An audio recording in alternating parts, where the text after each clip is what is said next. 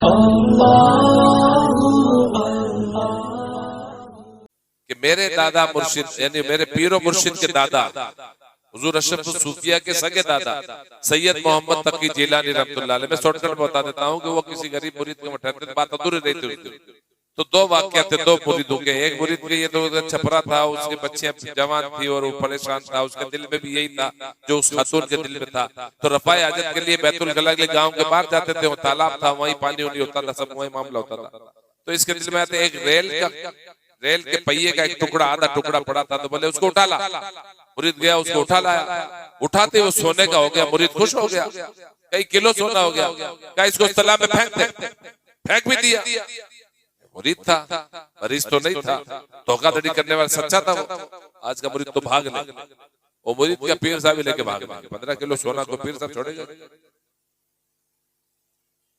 तो उसने मायूस हो गया, बोले हुजूर मेरे दिल की बात आप समझ गए, मेरी बच्चियां जवान है, शादी करना था और आपने करम फरमाया, आपने दुआ मांगी, अल्लाह ने आपकी दुआओं के सबब मेरी लाज रख ली, आपने उसको पानी में भिगवा दिया। कहा नादान दूसरों के सोने बनाने पे ललचाता, खुद को ऐसा क्यों नहीं बना लेता कि जिस मिट्टी को छू ले वो सोना हो जाए, और उसको वैसा बना के ही छोड़ा। वो जब तक विलायत के दर्जे पर नहीं हुआ उसको छोड़ा नहीं। वो मामला हुआ कि वाकई उसने जिस पत्थर को छुआ देख लिया उस सोना बना। इसलिए कहते ना वली रा वली भी सनासद वली वली को जानता है।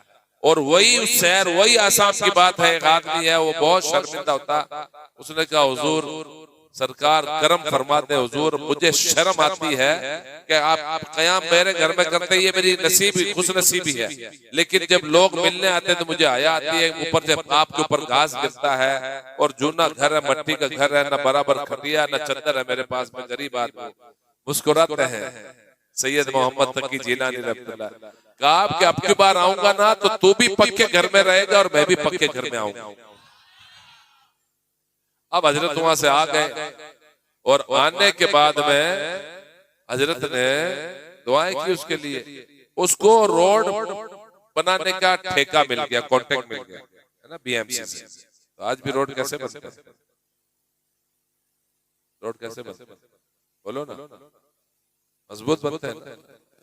कहाँ बनते हैं मजबूत? टूट जाते हैं। इसलिए कि वो रोड में पैसा कम लगता है, झोले में ज्यादा जाता है। तो अगले साल गए तो मालदार हो गए, घर भी शानदार बन गया और गाड़ी खड़ी है घर के दरवाजे माशाअल्लाह। और ये तो चलो आज से मैं आपको 70-75 साल पहले की बात बता रहा हूँ। आज से बहुत ज्यादा 8-9 साल हुए होंगे।